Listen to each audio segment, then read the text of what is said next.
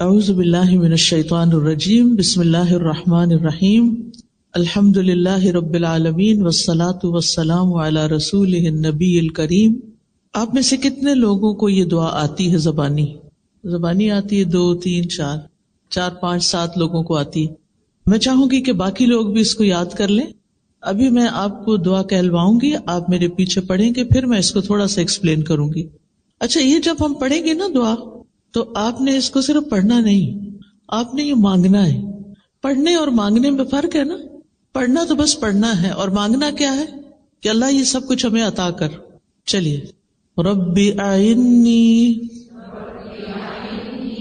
سب نے آواز سے پڑھنا ہے، ٹھیک ہے؟ بول کے پڑھنا، دل میں نہیں پڑھنا، منہ سے پڑھنا ہے، کیونکہ دل میں پڑھنے سے سبق یاد نہیں ہوتا۔ رب اعنی ولا تعن علی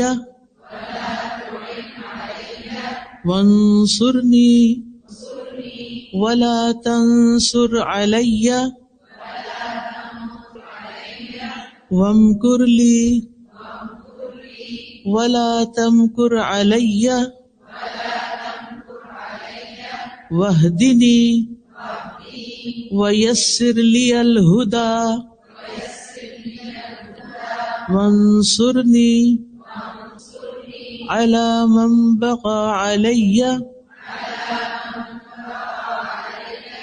رب اجعلنی لک شکارا لک ذکارا لک رہابا لک مطواعا لک مخبتا الیک اواہا منیبا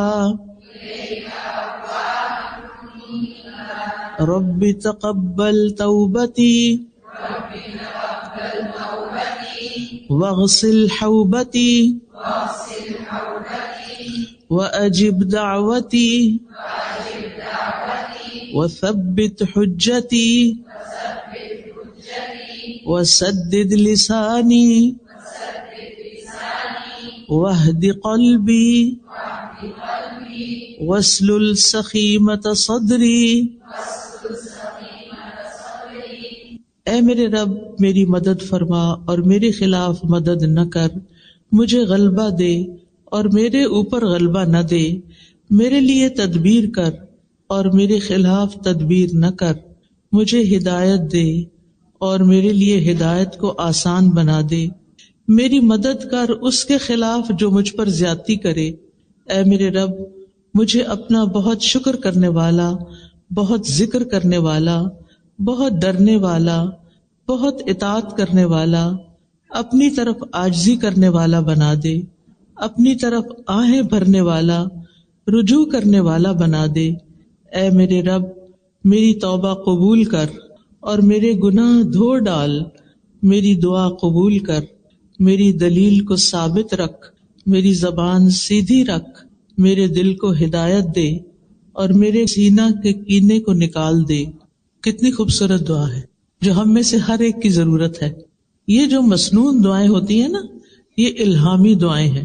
الہامی دعا کا مطلب کیا ہے کہ یہ اللہ سبحانہ تعالیٰ نے نبی صلی اللہ علیہ وسلم کے دل پر الہام کی، آپ نے مانگی اور آپ سے صحابہ نے سیکھی، اور پھر آج تک یہ سلسلہ ہم تک پہنچا۔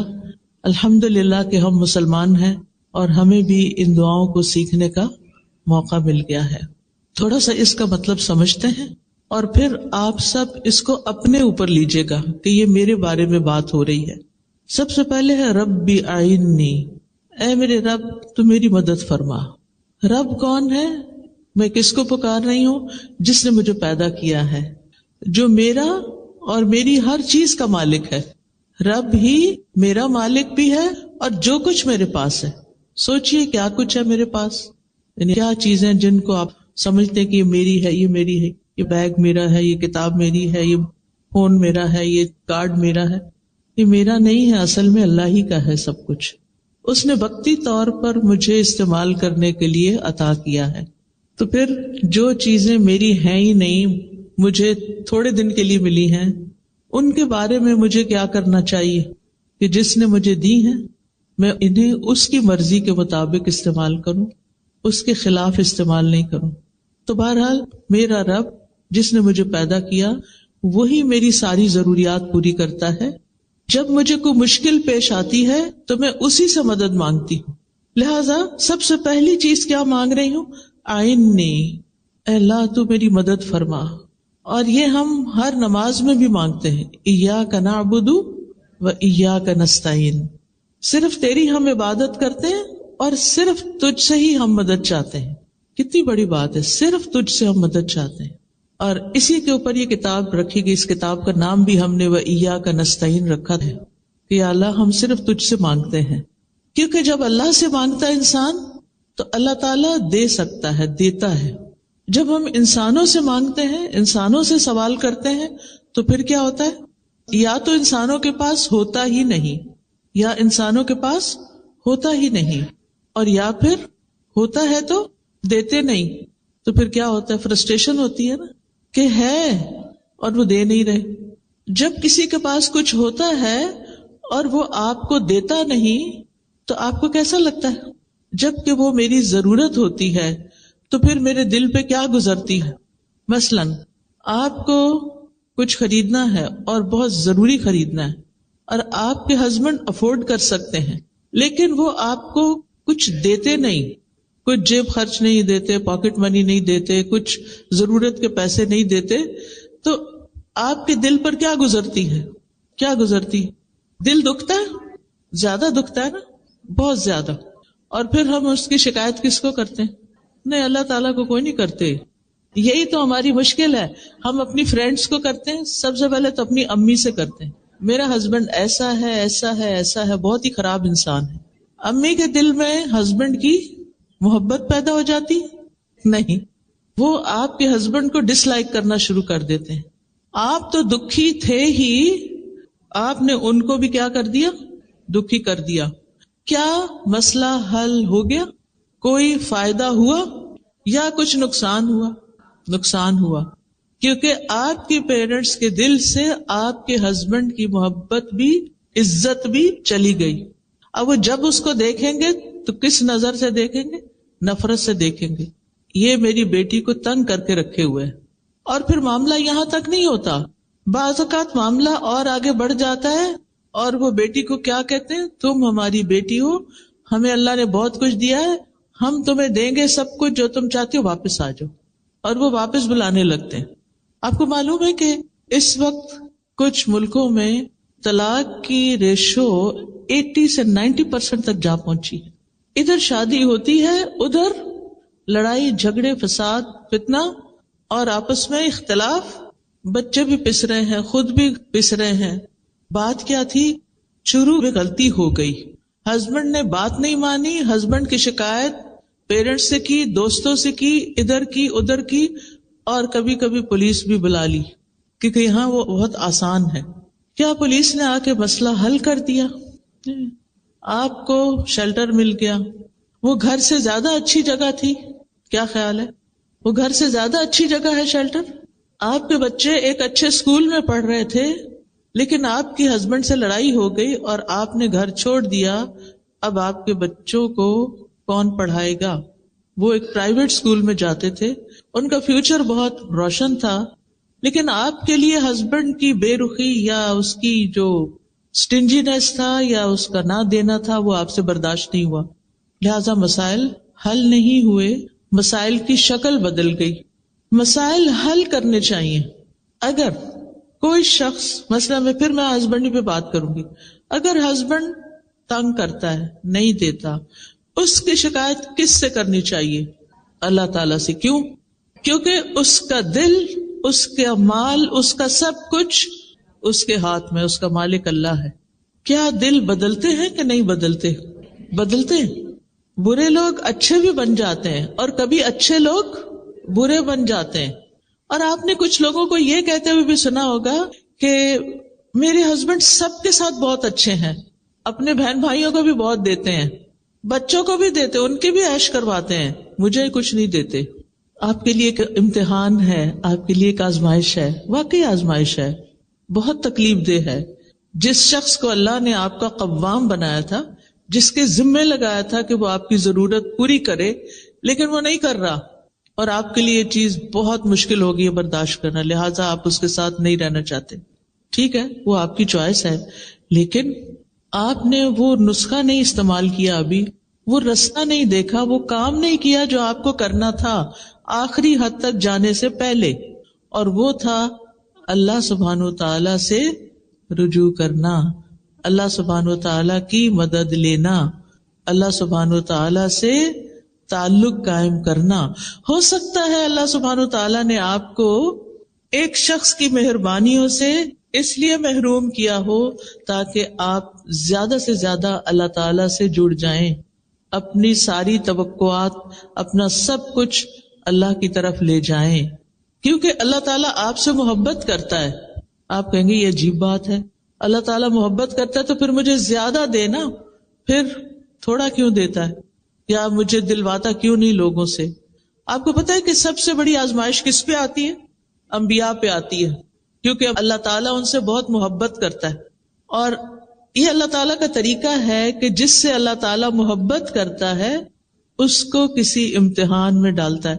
ابھی ایک بہن بتا رہی تھی نا، تو میں نے دل اپنا تھام لیا ان کی سٹوری سن کے کہ کس طرح بچی پیدا ہوئی تو وہ پری میچور تھی، بچی پیدا ہوئی تو وہ بول نہیں سکتی، اور ہسبینڈ نے بہت سپورٹ کیا، اور پھر کچھ عرصے کے بعد ہسبینڈ وہ بھی اللہ کے پاس چلا گیا. سبحان اللہ، یہ کوئی چھوٹی آزمائش ہے، بہت بڑی آزمائش ہے. تو ہم جب کوئی چیز چلی جاتی ہے تو کیا کرتے ہیں؟ انا للہ و انا الیہ راجعون. بے شک ہم بھی اللہ کے اور اللہ ہی کے پاس واپس جانا ہے. ہمارے پیارے بھی چلے گئے، ہم نے بھی جانا ہے، اور انسان اس کو ایکسپٹ کر لیتا ہے. کچھ لوگ دنیا سے نہیں جاتے مگر پھر بھی وہ آپ کی زندگی میں نہیں ہوتے، وہ ہوتے ہوئے بھی نہیں ہوتے، آپ کو ان کی محبت نہیں ملتی، ان سے کوئی فائدہ نہیں ملتا، وہ الٹا آپ کے اوپر ایک بوجھ ہوتے ہیں، آپ کے لیے ایک ٹینشن کا باعث ہوتے ہیں. کبھی سوچا آپ نے کہ کیوں؟ کیونکہ اللہ تعالیٰ آپ سے محبت کرتا ہے. اللہ تعالیٰ چاہتا ہے کہ آپ لوگوں کے پیچھے بھاگنے سے زیادہ کس کی طرف آ جائیں؟ اللہ کی طرف آ جائیں. اور جس کو اللہ تعالیٰ کی محبت مل جائے، جس کا کنیکشن اللہ تعالیٰ سے مضبوط ہو جائے، پھر اس کی زندگی میں کسی چیز کی کمی نہیں رہتی. وہ انسان ہر چیز سے بے نیاز ہو جاتا ہے، اور جب انسان ہر چیز سے بے نیاز ہوتا ہے تبھی اس کا دل پرسکون ہوتا ہے. سکون اور خوشی ہم لوگوں میں ڈھونڈتے ہیں، مال میں ڈھونڈتے ہیں، اولاد میں ڈھونڈتے ہیں. یہ وقتی سہارے ہیں، یہ سب کچھ وقتی سہارا ہے. چند دن کی بات ہے، ہم نے انہیں چھوڑ کے جانا ہے یا انہوں نے ہمیں چھوڑ دینا ہے، اس میں سے کچھ بھی ہمارے ساتھ نہیں جائے گا. لیکن اگر ابھی سے آپ نے اپنا تعلق، اپنا ریلیشن شپ اللہ سبحانہ وتعالیٰ سے اسٹرانگ کر لیا تو وہ آپ کو نہیں چھوڑے گا، آزمائے گا ضرور. یہ یاد رکھیں، ہم سب چاہتے ہیں کہ اللہ تعالیٰ ہم سے محبت کرے، اور ہم سب چاہتے ہیں کہ ہم بھی اللہ تعالیٰ سے محبت کریں، اور یہ محبت بہت زیادہ ہو. لیکن اس محبت کی قیمت ہے، اور وہ ہے آزمائش، کہ جب محبت ہوگی تو پھر آزمائش آئے گی. اور جو شخص اس کو ایکسپٹ کر لے گا کہ یہ میرے فائدے میں ہے، اللہ تعالیٰ اس کے دل کو ہدایت دے دے گا، اس کی رہنمائی کر دے گا. اور جو ایکسپٹ نہیں کرے گا، اللہ سے ناراض ہوگا، اللہ تعالیٰ اس سے ناراض ہو جائے گا. جو مشکل وقت میں اللہ سے مدد مانگے گا، اللہ اس کی مدد کرے گا. جو اللہ سے راضی ہوگا، اللہ تعالیٰ اس سے راضی ہوگا.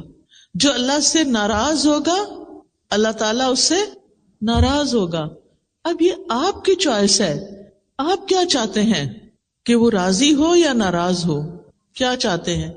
راضی ہو. تو پھر ہمیں بھی کیا کرنا ہے؟ تقدیر کے فیصلوں پر راضی ہونا ہے. زندگی میں آنے والی مشکلات کو ایکسپٹ کرنا ہے، تکلیف دہ راستوں کو قبول کر لینا ہے، اور ہر تکلیف کے موقع پر یہ سوچنا ہے کہ اللہ تعالیٰ مجھ سے محبت کرتا ہے، اس لیے اس نے مجھے اس امتحان میں ڈالا ہے. یہ اس کی محبت کی علامت ہے. کیونکہ یہ بات میں اپنے سے نہیں کہہ رہی، یہ حدیث میں آتا ہے کہ اللہ جس سے محبت کرتا ہے اس کو آزما لیتا ہے. کیوں آزماتا ہے؟ اس لیے آزماتا ہے تاکہ پتہ چلے یہ اپنی محبت میں کتنا سچا ہے. یہ محبت صرف باتوں کی حد تک ہے یا اس سے آگے بھی ہے؟ اور جب کوئی اس ٹیسٹ کو پاس کر لیتا ہے تو پھر اس کے گریڈز وہی رہتے ہیں یا اوپر جاتے ہیں؟ اوپر جاتے ہیں نا. آپ ہر ٹیسٹ پاس کر کے اگلے گریڈ پہ جاتے، اگلے پہ اگلے پہ اگلے پہ اگلے پہ، اور جب اوپر جاتے جاتے جاتے اتنا ہی آپ کو اللہ تعالیٰ کا قرب نصیب ہوتا جاتا ہے، ہوتا جاتا ہے. لہذا جب کبھی مشکل آئے، تکلیف آئے، یہ دعا آپ کی نظر کے سامنے لگی ہونی چاہیے. دل بوجھل ہے، آنکھیں آنسو بہا رہی ہیں، اٹھ کے جا کے کھڑے ہو جائیں وال کے پاس، پڑھنا شروع کر دیں، ربی آئینی، اے میرے رب تو میری مدد فرما. میں لونلی فیل کرتی ہوں، میں بے سہارا ہوں، میں تنہا فیل کرتی ہوں اپنے آپ کو، مجھے لگتا ہے میرا کوئی بھی نہیں، کوئی مجھے انڈرسٹینڈ نہیں کرتا، کوئی میری بات نہیں مانتا، میرے لیے سارے دروازے بند ہو گئے ہیں، مجھے کوئی راستہ نہیں ملتا. اللہ تو میری مدد فرما. ربی آئینی، اپنی اطاعت پر میری مدد فرما، مشکل وقت میں صبر پر میری مدد فرما. میرے فائنینشل میٹرز بہت مشکل میں آ گئے ہیں، مالی معاملات بہت تنگ ہو گئے ہیں، رزق تنگ ہو گیا ہے، اللہ میری مدد فرما. اللہ اچانک یہ مصیبت آ گئی ہے، ربی آئینی، میرے رب میری مدد فرما، میں تیری مدد کا محتاج ہوں. اور پھر ولا تعن علیہ، میرے خلاف، میرے مقابل کی، میرے مخالف کی مدد نہ کر. ہر انسان کو کسی نہ کسی مخالفت، دشمنی سے واسطہ پڑتا ہے، ہوتا ہے نا. کبھی وہ آپ کے گھر میں ہی ہوتے ہیں لوگ، اور کبھی وہ لوگ باہر ہوتے ہیں. کسی نہ کسی کے ساتھ آپ کا پرابلم، کوئی نہ کوئی ایشو بن ہی جاتا ہے. پھر آپ اس سے خوف کھانے لگتے ہیں کہ آپ پتہ نہیں کیا کریں گے. کل ایک بچی کا مجھے میسج آیا، بہت ہی ٹیلنٹڈ اور بہت ماشاءاللہ قابل بچی، الہدا کی گریجویٹ تھی، یونیورسٹی میں پڑھا رہی. تو اس کی پروموشن کا وقت تھا، تو کچھ لوگ خواہ اس کے پیچھے پڑ گئے، اس کے حجاب کی وجہ سے اور اس کے کچھ ایسی چیزوں کی وجہ سے. تو اس کو تنگ کرنا شروع کر دیا، اس کو ڈیلے کرنا شروع کر دیا اس میں کہ اس کو پروموٹ نہ کریں. اب وہ بہت بیچاری پریشان تھی. اب آپ دیکھیں کہ ہم میں سے ہر ایک پر ایسی پریشانیاں آتی ہیں کہ جب ہمیں مدد چاہیے ہوتی ہے، لیکن صرف اتنی بات کافی نہیں ہوتی، ہمیں یہ بھی چاہیے ہوتا ہے کہ اللہ جو میری مخالفت کر رہے ہیں نا، جو میرے پیچھے پڑے ہوئے ہیں، آپ ان کی مدد نہیں کرنا. یہ دعا چاہیے آپ کو کہ اللہ میرے مخالف کی مدد نہیں کرنا، میری مدد کرنا. ربی آئینی ولا تعن علیہ، جو مجھ پہ چڑھائی کر رہا ہے نا، جو مجھ پہ الزام تراشی کر رہا ہے، جو میرے ساتھ زیادتی کر رہا ہے، اللہ آپ اس کی مدد نہیں کریں. تو اس طرح ایک دعا کمپلیٹ ہو جاتی ہے اور آپ کانفیڈنٹ ہو جاتے ہیں اللہ تعالیٰ سنے گا اور میں اس مشکل سے باہر نکل جاؤں گی.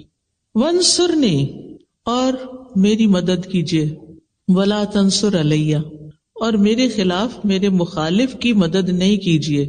جو مجھے ستا رہا ہے، جو مجھے تنگ کر رہا ہے، آپ اس کی مدد نہیں کرنا، میری مدد کرنا. تو آپ تبھی پروٹیکٹڈ ہوں گے نا جب ایک طرف آپ کو مدد ملے گی اور دوسری طرف جو آپ کے خلاف جا رہا ہے اس کی مدد نہیں ہوگی کہ آپ کو وہ مزید تنگ کرے، ستائے، پریشان کرے. پھر وَامْكُرْ لِي وَلَا تَمْكُرْ عَلَيَّ، آپ میرے لیے تدبیر کیجئے اور میرے خلاف تدبیر نہ کیجئے. میرے لیے تدبیر کیجئے یعنی میرے حق میں. اللہ تعالیٰ رب ہے نا، تو وہ رب کا معنی کیا پڑا ہوا ہے آپ نے یہ بتائیے؟ خالق، مالک اور مدبر. اللہ تعالیٰ خالق ہے، پیدا کیا، میری ہر چیز کا مالک ہے، اور میرے سارے معاملات کی تدبیر بھی وہی کرتا ہے، میرے لیے وہی پلان کرتا ہے. آج مجھے صبح کسی نے کہا یوں لگتا ہے اللہ تعالیٰ آپ کے لیے ساری پلاننگز کرتا ہے. میں نے کہا اس میں کوئی شک نہیں ہوتا، سب کے لیے کرتا ہے، اور یہ حقیقت ہے، لیکن ہم اس کو محسوس نہیں کرتے کیونکہ ہم شکر ادا نہیں کرتے. جو ہمیں ملتا ہے وہ ہمارے فائدے کا ہوتا ہے، لیکن ہمیں اس کی قیمت ہی نہیں پتا ہوتی. بعض اوقات ایسا ہوتا ہے نا کہ کوئی شخص آپ کو گفٹ دیتا ہے، بظاہر وہ ذرا سمپل سا لگتا ہے لیکن ہوتا بہت اوریجنل ہے، بہت ایکسپینسو ہوتا ہے. آپ کو بیچاروں کو پتہ ہی نہیں کہ اس کی قیمت کیا ہے. آپ کیا کرتے ہیں؟ اٹھا کے رکھ دیتے ہیں یا کسی کو آگے چلا دیتے ہیں، اور پھر آپ کو کوئی بتا دے تو پتا وہ چیز کتنے کی تھی. آپ کہتے ہیں اچھا یہ تھی اس کی قیمت. پھر آپ ہاتھ ملتے، اوہ میں نے تو قدر ہی نہیں کی. تو اللہ سبحانہ و تعالیٰ مختلف طریقوں سے ہماری مدد کرتا ہے، ہمارے لیے پلان کرتا ہے، لیکن ہم اس کی قدر نہیں کرتے، ہم اس کو اپنے خلاف سمجھتے ہیں. تو آپ یہ دعا مانگتے رہیے کہ اللہ تعالیٰ آپ کی تدبیر میرے حق میں ہو، میرے خلاف نہ ہو. کیونکہ یدبر الامر من السماء الى الارض، آسمان سے زمین تک کے سارے معاملات کی تدبیر وہ کرتا ہے، اصل پلاننگ اس کی ہوتی ہے.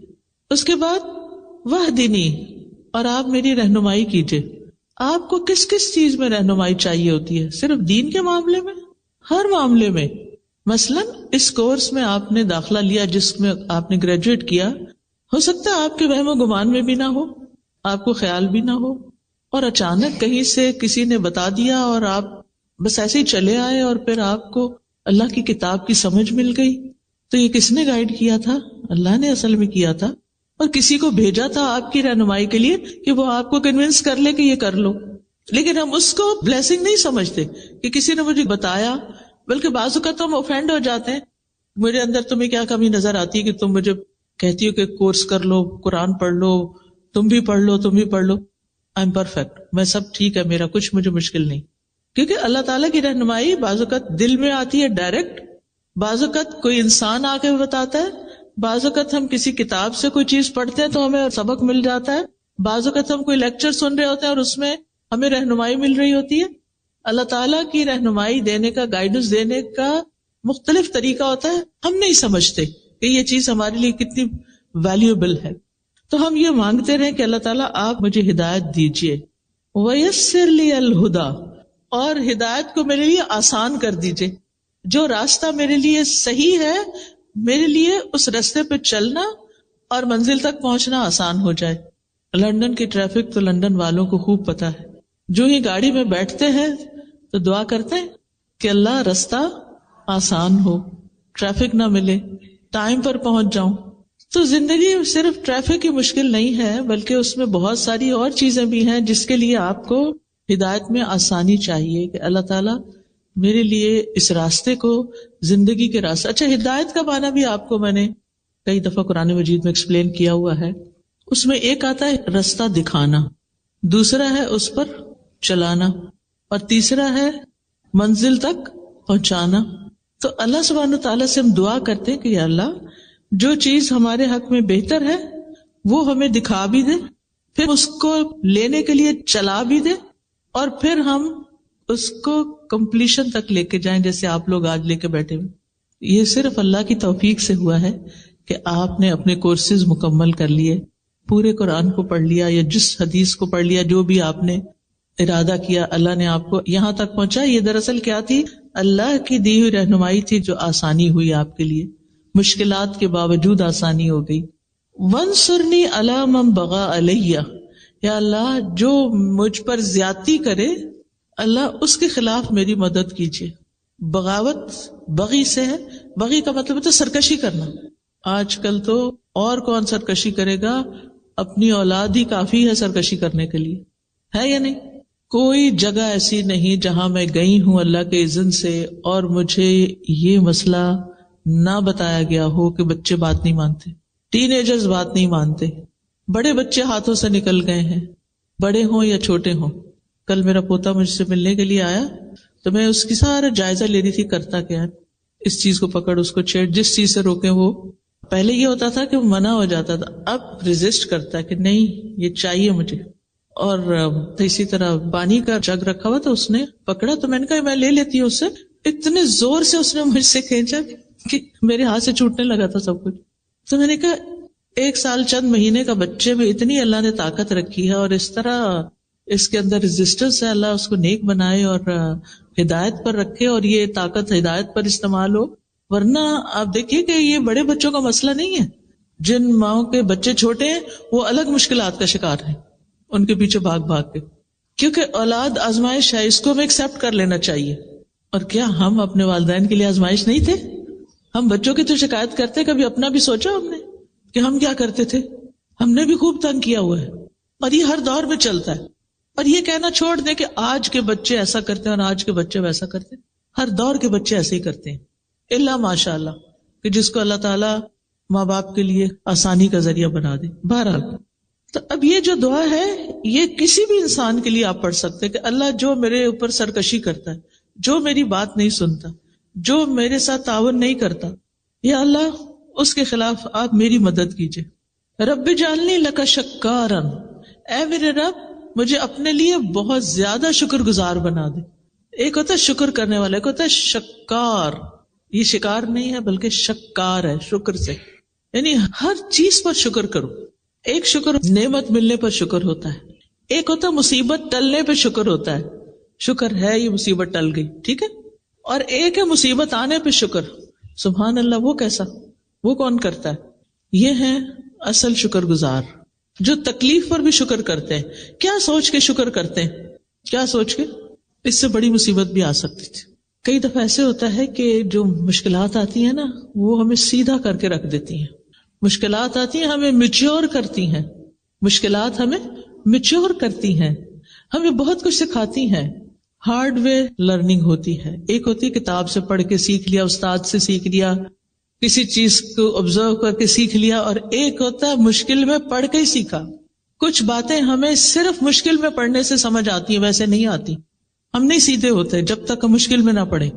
ہم نے دیکھا ہوگا کہ ہم منمانی غذائیں کھاتے رہتے ہیں، مزے کی، پھر کیا ہوتا ہے؟ اس کے نتیجے بیمار ہوتے ہیں. پھر اس کا علاج کیا ہوتا ہے؟ صرف سرجریز اور دوائیں اور وہ چیزیں نہیں ہوتی. حکمت میں تو پرہیز علاج سے بہتر ہوتا ہے. پھر وہ چیزیں چھڑائی جاتی ہیں. تمہارے لیے یہ چیز الرجی پیدا کر رہی ہے، اس کو چھوڑ دو. پھر ہم اس کو چھوڑتے ہیں، پھر اس کے بعد الحمدللہ کچھ جان سکون میں آتی. تو ایک قدرتی سی بات ہے کہ تکلیفوں میں بھی خیر ہے، اور بندہ مومن جب اس پہ کوئی چیز ناپسندیدہ گزرتی ہے تو وہ کہتا ہے اس میں بھی خیر ہے، اس سے بھی کچھ خیر ہی نکلے گی. اور کئی دفعہ ایسا نہیں ہوتا کہ پچھلے دنوں ایک جہاز کریش ہوا تھا، آپ نے بھی سنا ہوگا، وہ پوری دنیا میں خبر عام ہوئی تھی. UK کی طرف ہی آ رہا تھا، تو اس میں ایک خاتون تھی، شاید وہ لیٹ ہو گئی تھی اور وہ اس جہاز پر سوار نہیں ہو سکی. اگر ہم کبھی بھی فلائٹ پر نہ بورڈ کر سکے تو کیا ہوتا ہے اس وقت؟ ہم سمجھتے ہیں کہ دنیا لٹ گئی، بس سب تو پیچھے ہی رہ گئے. لیکن کبھی ایسا بھی تو ہو سکتا ہے نا کہ اسی میں ہی خیر ہو کہ آپ کسی مصیبت سے بچیں. کبھی ہمارے کہیں پہنچنے میں خیر ہوتی ہے اور کبھی ہمارے وہاں نہ پہنچنے میں خیر ہوتی ہے. کبھی ہم اتنی دعا کرتے ہیں اللہ حج پہ لے جا، لیکن ہر طریقہ اختیار کرتے نہیں جا سکتے، کوئی خیر ہوگی نا. اور کبھی ہم سوچتے بھی نہیں اور اللہ تعالیٰ ہمیں پتہ نہیں کہاں سے کہاں پہنچا دیتا ہے، اس میں بھی خیر ہے. تو آپ زندگی میں اگر ہر حال میں شکر کرنے والے ہیں نا تو آپ خوشحال انسان ہیں، پرسکون انسان ہیں. اور یہ سبق سیکھنا انتہائی ضروری ہے، اور اس کے لیے مدد مانگنا ضروری ہے. رب اجعلنی لک شکارا لک ذکارا، اپنا بہت زیادہ ذکر کرنے والا بنا، دل میں بھی ذکر ہو، زبان پہ بھی ہو، اور باتوں میں بھی اور عمل میں بھی. لک رہابا، اپنے سے بہت زیادہ ڈرنے والا بنا، کیونکہ انسان اللہ تعالی کی اطاعت کر نہیں سکتا جب تک اللہ سے ڈرتا نہیں. بنی اسرائیل کو اللہ سبحانہ وتعالیٰ نے قرآن مجید میں فرمایا ہے، یا بنی اسرائیل اذکروا نعمتی التی انعمت علیکم واوفوا بعہدی اوف بعہدکم وایای فارہبون. اسی سے لفظ راہب ہے، راہب ہوتے نا. تو اللہ ہمارے اندر رہبت پیدا کر دے، اپنا خوف پیدا کر دے. لک مطواعن، اپنا بہت اطاعت گزار بنا دے. لک مخبتن، اپنے لیے بہت عاجزی کرنے والا بنا دے. اخبات ہوتا ہے عاجزی اختیار کرنا. اللہ میں آپ کے آگے جھکی رہوں، آپ کے سامنے سرکشی نہ کروں. لک مطواعن لک مخبتن. اس کے بعد الیک اواہا منیبا، تیری طرف بہت آہیں بھرنے والا، رجوع کرنے والا بنا دے. آپ میں سے کوئی ہے جس نے کبھی ٹھنڈی آہ نہ بھری ہو؟ ہمیں سارے کو ٹھنڈی آہیں آتی. یہ ٹھنڈی آہیں بھی اللہ کے لیے ہونی چاہیے، اللہ کے سامنے ہونی چاہیے. بندوں کے سامنے جب ہم ٹھنڈی آہیں بھرتے ہیں تو لوگ ہم پہ ترس کھاتے ہیں یا کبھی بیزار ہوتے ہیں. اور جب یہ آہیں اللہ کے آگے بھری جاتی ہے اور رات کے پچھلے پہر پہ اور اپنی تکلیف اللہ کے سامنے رکھ کے رو کے آہیں بھری جاتی اور اللہ کی طرف رجوع کیا جاتا ہے تو مسائل حل ہونے لگتے ہیں. لیکن جب لوگوں کے سامنے روتے ہیں ہم اور آہیں بھرتے ہیں تو مشکلات حل نہیں ہوتی، بلکہ کبھی کبھی ہم ان کی نظروں سے بھی گر جاتے ہیں. آگے ہے ربی تقبل توبتی، اے میرے رب میری توبہ قبول کر لے. کیونکہ دعاؤں کی قبولیت کے لیے گناہوں کی بخشش ضروری ہوتی ہے.